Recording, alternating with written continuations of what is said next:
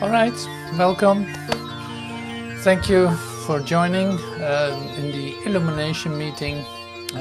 This is the fourth exploration, and today we look at the ideas of faith, of crop circles, of harmony, innocence, but in a different way, and actually a really beautiful way. That's at least what I discovered by preparing this. And there are some real helpful, passages in this too, because it's not just like nice to watch or great to listen to, but there's actually a lot of support that you can receive through hearing what's being said, and also to allow a new way of looking at everything again, looking at everything and seeing it in a different way. That's really what this is about too. So today we have a bit more, you see it in the background too, some Euclidean geometry, because like the crop circles that we're talking about have that kind of harmony or sphere-like activity, sphere-like shapes, and there's a harmony connected to it that's just totally amazing. So this and much more, I could say, like this and much more. We have a special guest. It's Forrest Gump. He will demonstrate to us some divine innocence, but say we're going to put this in the right perspective to see it in a way like unbelievable. You certainly have seen it. Yeah, maybe you haven't seen the movie Forrest Gump, but we look at the trailer, for instance, and you see a lot of his innocence. So we'll come back to that later. But anyway, that's another ingredient here in this meeting. And all our illustrations really to see how incredibly connected everything is. But in order to see that, you have to let yourself be lifted out of a three-dimensional way of thinking. So there's no other way to do this than to come into the fourth dimensional groove, or even beyond that. And because that's what we saw the other day, it's like 10 dimensions. Oh yeah, I can in 2 minutes explain to you how that works. But to have an experience of it is still a different thing, even though if you look at it in the right way, you see that you're, a total part of all of it. Like you can no longer exclude yourself from what is coming to you. And that's really what this meeting is for, or what this, at least is an invitation to. Like always to step beyond your own constrictions of mind, then to see that you can easily go beyond it. And that feels very natural. Like it's not only scary or something. Like, no, there's a lot to discover. The same with the other way around, because we're always talking about expanding, but there are moments that you actually are contracting and looking at things in a contracted way. So, but you're not always aware of it. So that's also good to take a look at that, to see that, oh my God, yes, I'm always doing that. I can't believe it. It's like first thing that I'm gonna do in a situation is trying to solve it in a three-dimensional way. For instance, if I meet a problem in a three-dimensional, 3D world, I'm actually looking for a solution in the same area. I just tend to do that, or not. But so it's like it's good to take a look at that and use that to like. Okay, it's nice to expand into a broader vision about yourself and everything around you. And at the same time, being completely aware of the way that you prevent yourself from doing so. So there's always this kind of paradox related to this. So to start this all right, I found a beautiful miracle prayer that we will use in the beginning. So we will use this. I will read it to you and share it with you in a second. And we use that first to come into a quiet space, into already like letting go of three-dimensional ideas or concerns, but say opening up to miracle-mindedness or open-mindedness, right-mindedness, however you want to call it. It's like the awareness that there's something completely different going on. And this is much more fun if you want to say really get what this, what is being shared in this class. So starting with that, it's really beautiful. You might know it, you might have read it before, so it's totally lovely. I gotta, so this day, this is the prayer. So sit back and relax, and don't forget to breathe, and shake your shoulders loose and drop every idea that you have for now, and let go of any kind of concern, or stop your problem solving for a moment. It isn't efficient anyway, so you might as well just let go of it, especially during this class or this moment, especially now when we are entering into silence, into the deep silence of your peace. This day I choose to spend in perfect peace. It does not seem to me that I can choose to have but peace today. And yet my God assures me that his Son is like himself. Let me this day have faith in him who says, I am God's Son. Let me this day have faith in him who says, I am God's Son. So this is the most important sentence, especially in this meeting today. Let me this day have faith in him who says, I am God's Son.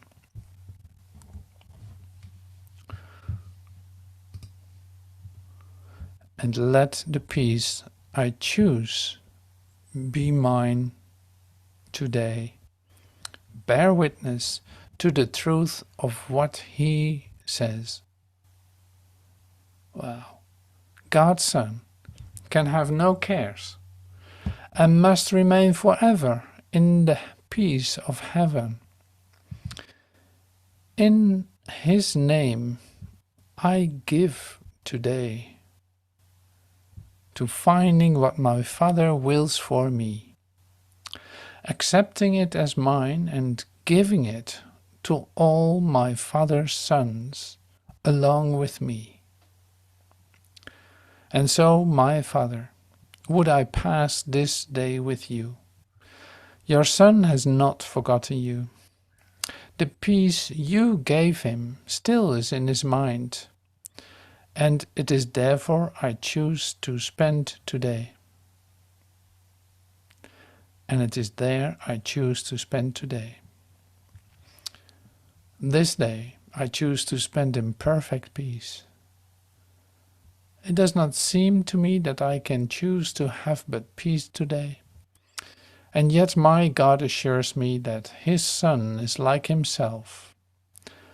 Let me this day have faith in him who says, I am God's Son. And let the peace I choose be mine today. Bear witness to the truth of what he says.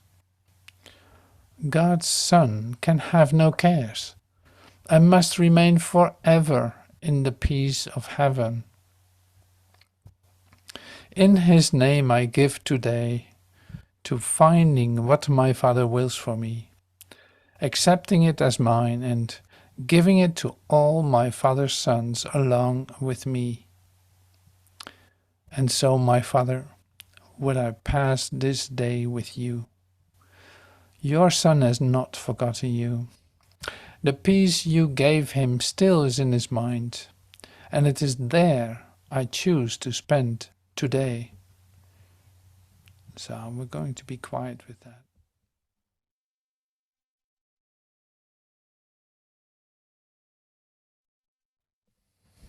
All right, thank you.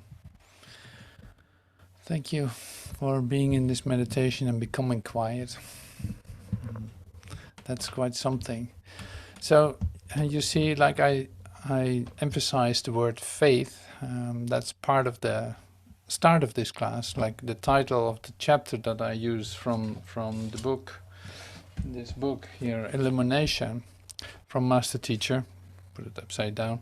Is so crop circles, faith, crop circles, and chapter 17. And so, what is that? Interesting title. So I'm using this book. I said this before, but it's interesting. Yeah, it's good to know. Like I use this book as inspiration, in the sense of it gives me direction, and also it shows me, in fact, how much freedom I have to discover how everything is related. Like to see that there's always a link between all of it, all that we share, and to have like a clear picture of that, so to speak, or to start to see that, it becomes a real discovery how beautiful it all is. Like you could say now with the background that I've used today, it's like there's spheres, there's big spheres, like you name it. You see triangles, you see all kinds of shapes, squares, you see trapeziums, and all this. It's like all this is related in a way that you wouldn't think of as, say, fitting together. Like, why would you fit a triangle with a circle, or like the parabol kind of structure with a square? You know, so all these forms are, say, almost like representations of ideas that you carry, and also of that what you feel or recognize as beauty. And that's a really interesting aspect, as I discover here, together with you, of course. I'm going to discover this with you, because it is no fun of just seeing that for yourself. To share it is really, really fun. To me, at least, it is really fun to do that. So we use music for that today, and like I said, video, and also say short documentary about the crop circles, just to look at the beauty of it. Like whether however they came there is a different story, but all of it is like contributing to your sense, like your own personal sense of beauty. That's so amazing. Like the background is very harmonious, it's symmetrical, it is say lightly colored, has a nice variety. Like all of this is representing a harmony that is attractive to watch, so to speak. So not that everyone has the same taste, of course, but you have a sense of harmony. So we come back to that later. So another part that we look at then is where I started with the idea of faith. So in here, there's some real discoveries to make, because faith is like you could say like one of the most important parts in the growth of your consciousness. Like you take some steps on faith without having the experiences yet. Of course, they are in you. Of course, it is related to you, but you have to allow yourself to take that step. You know, like faith is really the bridge to a deeper experience of yourself. Faith is really the bridge to your relationship with your brother, to communicating with your brother. And this is good to see that. We don't talk about that very often, but it is like that's really like a beautiful discovery to make, because it will give you experiences that you expect yourself not to have, and that's so amazing. And where am I pointing at? So you could say like the history of faith. Faith is not a very popular word, at least it was for a long time it wasn't. Like faith in God. People would have faith in God, that God could do something for you in the three-dimensional sphere. Like if you pray hard enough, it might rain tomorrow, or if you pray hard enough, you might get rid of your sins, or you might receive a form of supply that you really need at this point, and you really think that God is supplying that to you. So you have, say, a twisted idea about the idea of faith, like faith in a God outside of you that's giving you something. And this is, of course, a very traditional way of looking at the idea of faith, but you can say like, well, I don't think like that anymore. And I say, that's wonderful, that's great. But it might be that your, say, unconscious response to it might still be like that you actually want something from God that you think you need. Like you want to influence God by performing really well, trying to do everything that you think is necessary to have God, say, to please God. These things are not uncommon in this, say, awakening process, because you know that something has to come from you. You want to be disciplined in your practice. You want to do all kinds of things. But in the end, if your goal is to achieve something here in the three-dimensional plane, yeah, you fall into the same trap, you could say. You're still recycling the third-dimensional options and, say, replacing form with form. So that can never be the what this is about. So that's what I meant to say is like that is twisted form that you can think as faith, and that's not going to be helpful to you. So that's why you will have to learn that you do that. You have to see that you're doing that. And if you don't do that any longer, wonderful, that's great. But still, it's good to keep an eye on that sometimes. And so the other thing then with faith, like I said, it's a bridge. Like it's an narrow path that you walk on, where you allow yourself to take one step at a time, moving closer, for instance, in the idea of communicating with your brother. And you recognize this. This is very, very familiar to you. If I give you an example, it becomes more clear. So the example is remembering that you consciously fell in love with someone, like long ago, or maybe just yesterday, or who knows when. But you see, there's a moment in your relationship, like a moment of trust, a moment of faith also. It's like you allow yourself to climb over a little mountain, you could say, with a narrow path, that you take the steps just because you want to take them. They will bring you somewhere where you haven't been before. Like you literally cross a border of yourself that you stopped yourself before from. And now you're actually moving ahead in that.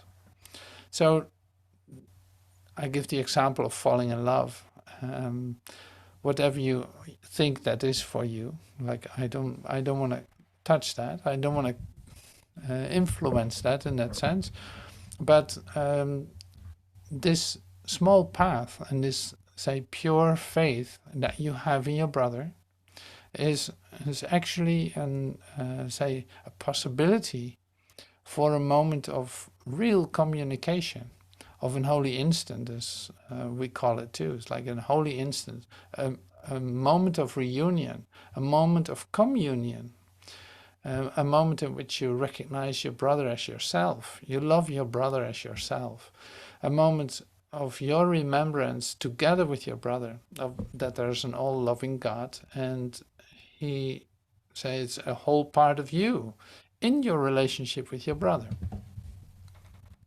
So here's faith like extremely important, and it comes back in every, say, moment that you can call a relationship or a moment of communication. And that comes back all the time. So it's good to be aware of that, and also that you can allow yourself to trust your brother, like to give him all your faith in that sense. Because by you giving that, you in fact invite him in to join with you. And that was what this was all about. Like it was not depending on your brother. Your union with your brother is not depending on your brother, how he's doing or what he is not or is doing. That doesn't matter at all. So it really comes from you and what you give. And so if you do that, if you give that, like in fact there's this a real leap of faith for yourself. But it will be confirmed that you can do that, and that it's like a beautiful way to come into communication with your brother and receive, say, grace or light together. And this doesn't matter if that's a short moment, it's a temporary moment, it's a fleeting moment, it doesn't matter. Like there's no rules connected to it. It is just about the occasion and the right timing and the perfect moment that you share together. That's what that is all about. So that's where faith becomes, say, yeah, absolutely important. Important, absolutely. So yeah, this is what we offer each other, in fact, here too. It's like, it is a leap of faith. So it's, you don't know how far this goes. You don't know what happens to you when you start communicating. You don't know how everything is, say, evolving after this. The same as you started to walk out to, say, take this leap of faith in your love relationships. You do this here too. It's an you could say like a spiritual leap of faith. It's so difficult to find words for it because it's never what the word is, but there's a freedom connected to it that is just completely lovely to offer to one another. Okay, so I think I have a sheet that tells you something about that too. So I'm going to share that with you. See if I can find it. Oh yeah, so this is in relationship to problems. There is no problem in any situation that faith will not solve. And there's no shift in any aspect of the problem that will make solution impossible. So here we are with the double negatives. There's no problem in any situation that faith will not solve. All right. There's no shift in any aspect of the problem, but will make solution impossible. Use not your faithlessness, let it enter your faithlessness, and look upon it calmly, but do not use it. Faithlessness is the servant of illusion, and wholly faithful to its master. So here we have a, here we have a bit of a different angle on this, but it is the same in fact. So I'm bringing that back in, that idea. It's like there's no problem that will be solved but by faith. And how does this relate to what I just shared with you? That's this. It's like faith is this little path that you walk out of your restrictions, out of your 3D laws, into an open-mindedness that actually can show you that the problem is solved. the problem isn't real, so it doesn't need to be solved. So you're probably not getting the immensity of what is actually being offered here. Like, imagine that you are looking to solve a problem. Imagine that you see, and this is actually a revelation if you allow that to come to you. Like, imagine that you have a problem that you want to solve it. Like, who does not have that? Of course. So you meet a problem because this three-dimensional world appears to be like the place to meet that. So there's a problem that you perceive. Who does not want to solve it? This is what I said in the beginning too. It's like you want to solve the problem. So you apply three-dimensional ways to get it resolved. And you forget one thing. Well, you forget two things probably. But see, you try this. This is the amazing thing. It's like we get used to doing that all the time, trying to solve your problem. And is that the solution? No. You probably get more problems. So we know this from the lessons too, but it's like this, this problem solving will never get you out of this. So it's like you don't have faith that something can occur in which this all is being undone. And this is where the faith comes in, and also where the miracle comes in, if you want. That's a way of saying that. So then that's good to realize. Like, that's actually what you're doing. So that's good to realize that's the activity that you are employing when you encounter a problem. You immediately go to the problem-solving scenarios. Like I mentioned one problem, you probably have already 5 solutions ready, pointing in different directions, completely in conflict with one another. It really doesn't matter to you. You're going to try them anyway. So and you wonder at the same time why you are in conflict in your mind. See, and so the solution for that is never to be found in faithlessness, and in fact not trusting that there's a solution to this that you cannot come up with, that you will never find. So there's a solution that dissolves the problem. And this is, of course, very effective and very beautiful, because it does not only, say, get you out of the problem, so to speak, because the problem doesn't need to be solved, it needs to be dissolved. It brings you into a sphere of recognition that you are supported and that everything is, say, whole and perfect. Literally brings you into a different experience of yourself altogether.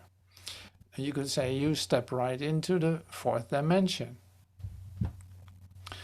Or you don't lose your peace. Like we have the promise today that I want to spend my day in peace, and there's a way to do that. Now, well, I want to find out what that is, how to do that. So this is what you see with following these instructions to do it this way.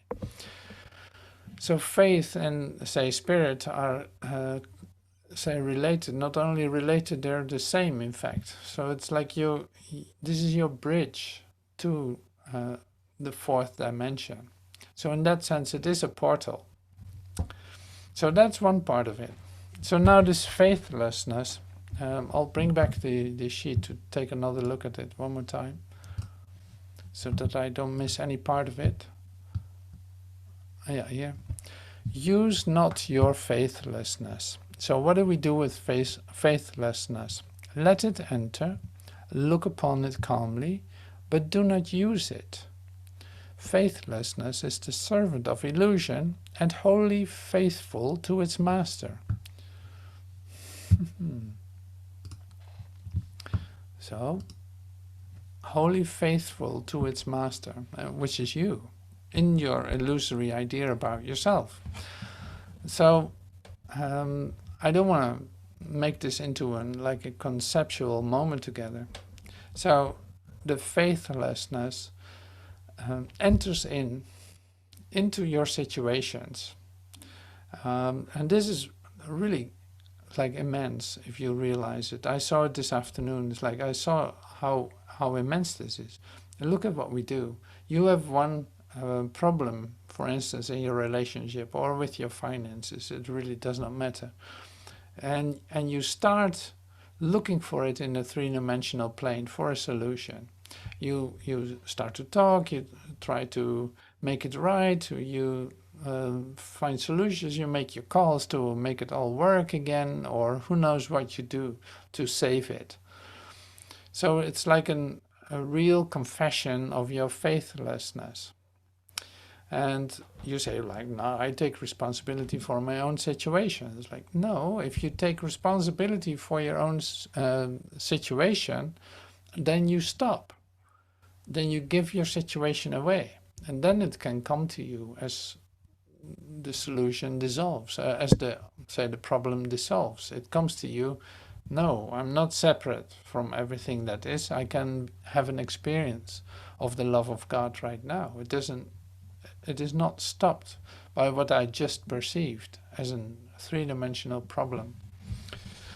So this is quite something. It's like the immensity of that is just, or you could say differently. Maybe this makes more sense.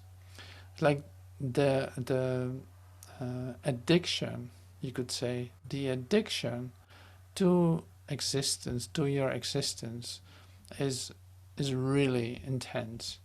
It's like you're so addicted to picking up the three-dimensional plane for your comfort and safety. Like, check it out, what you did so far, or what you're gonna do today, or what you did yesterday, or who knows what. Like, just for a moment, see what you're doing with that. It's like you pick a three-dimensional idea, you could say something from your existence, to solve your problems, for instance, or to fall back into the habit of doing something that you actually don't want to do. So, like I said, the addictive, the addiction to picking your existence up for the continuation of it is enormous. So, can I give another example? Sure. Like, you could say, like, for instance, with an idea of death, right? So somebody passes away, close relative passes away.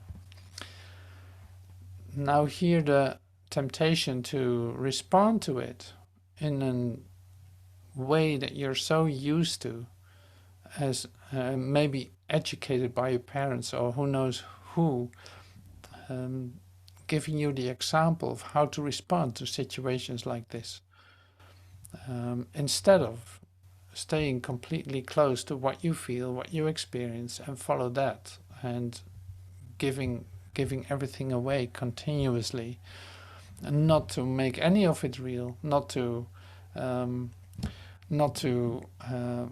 say force yourself into existence, continuation of your human existence. What do I exactly mean by that?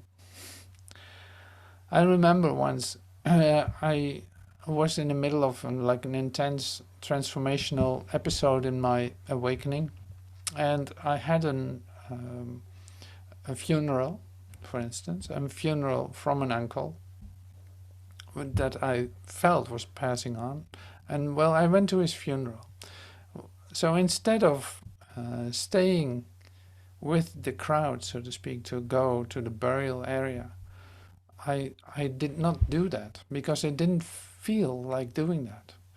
So I stayed with an older woman and was with her, and we had an amazing time together that was almost like setting us completely free of the whole situation. It was a holy encounter. It seems like she was an angel, just being there for me to free myself from an idea that somebody is lost. Well, this is what I mean.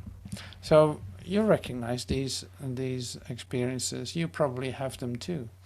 But this is what I mean. If you step out of the normal routine as you grew up with in your existence as a habit, especially in special situations as a funeral, as in who knows.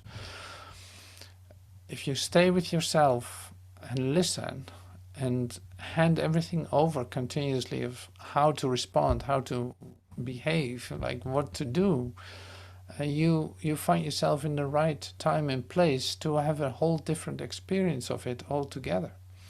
And that's revelatory. So it's like you put faith in that you don't have to do it the way that you used to. You stay you listen instead of act, and that gives you like most amazing experiences, really like revelations. So it's not that you can force the revelation into your mind, but it's more like you come into an area where you're not stepping into an illusion.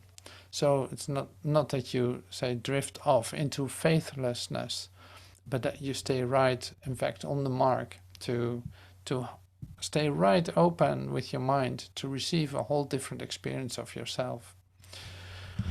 So you can do with that whatever you want, of course. I'm not telling you what to do, but it's just an amazing offering. It's amazing that you decide how that's going to look. So now let me see if I got another sheet with faith, because I start to really like this. Yeah, there was another one.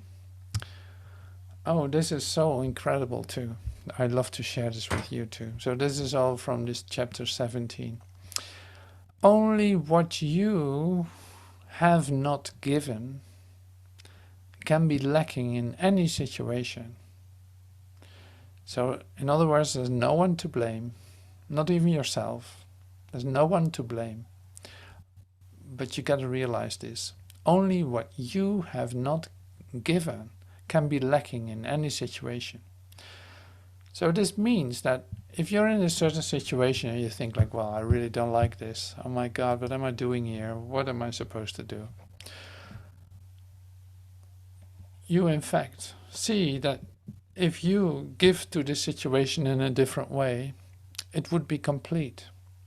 Well, see, this is a bit what I said as the example of the funeral. It's like you step out of the normal way of responding to everything and follow and listen. Then suddenly you are in the middle of a whole different experience altogether, and see how complete that is. That this whole three-dimensional hologram or scenery didn't make any sense, in fact. That would just be a repetition or say continuation of the addiction of existence. I keep trotting the same steps, the same circles, the same circles of mind, you could say.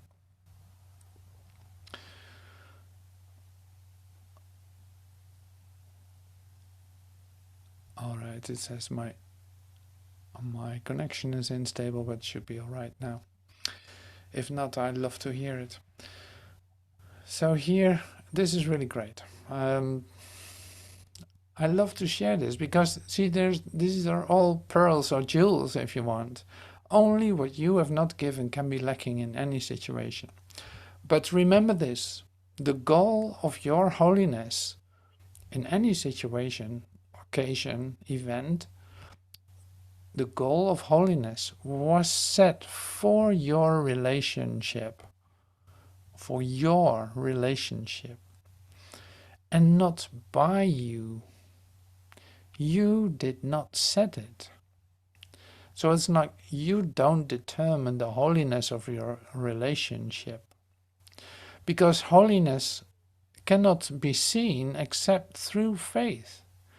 And your relationship was not holy because your faith in one another was so limited and so little. This is if you keep, say, walking the same, responding in the same way as your human existence has taught you to yourself. And see, if you step out of that, something else can be given you. Then you see the holiness. Then you reach the state of the recognizing the holiness in any situation or relationship or event, all of this. Now these are quite some expressions, and I understand that you don't get them right away, maybe, but say it's great for say discovering, for more discovering, because this has everything to do with any situation that you walk into. There's no exception to it. I'll stop this. So I'm saying this like I love to express this. It will come out one way or the other. That's so interesting. That's so great. So the holiness of the relationship, the holiness of the situation, like for instance this situation that we're in right now, the holiness of it was not given by me or by you. No, it was already placed in it. Now you say, well, I got enough of this, I'm turning it off, or I don't want any more of this. And you walk away and frustrated, like, that wasn't really what I was thinking it would be. And you missed it. You missed it because you were the only one that could give to this, to recognize its wholeness. You know, that's what this said, what I just read. It's like, that's exactly what that is. So that means any situation has already a determined holiness, but you will not see it if you don't have faith in that it's there. So you want to experience joy, but you don't want to step into this. You can forget it. It's like there's no other way to experience joy, ecstasy, and total love and freedom. Like all of that is in this, but you got to realize that you have to put your faith in it. You got to give it everything, in other words. Then you recognize that it's there. Otherwise, you don't see it. Now, this is an immense gift that's actually being shared and that we can discover in this moment. So take a sip of my tea.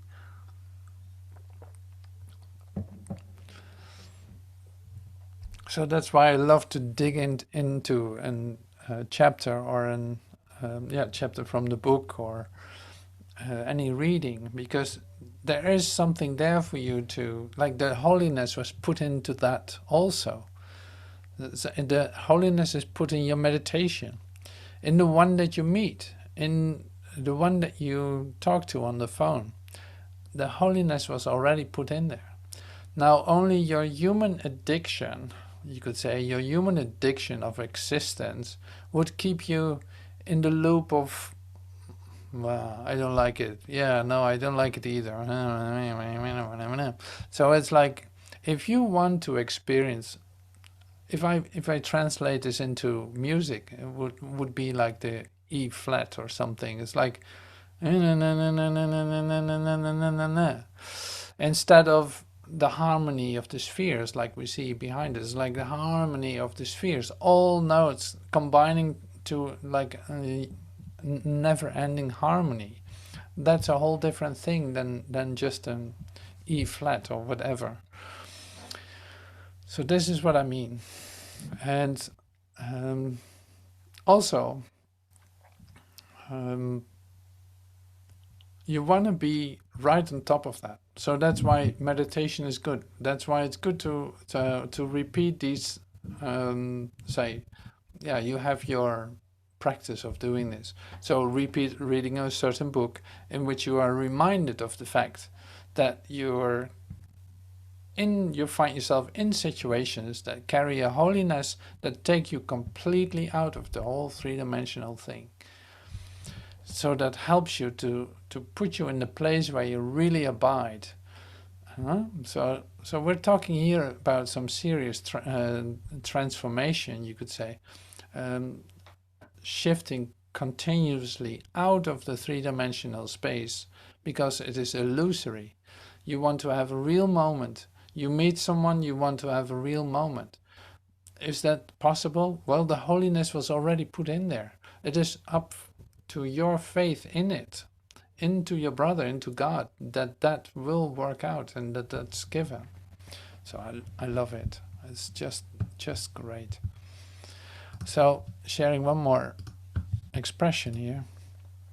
Your faith must grow to meet the goal that has been set. Yeah. The goal's reality will call this forth.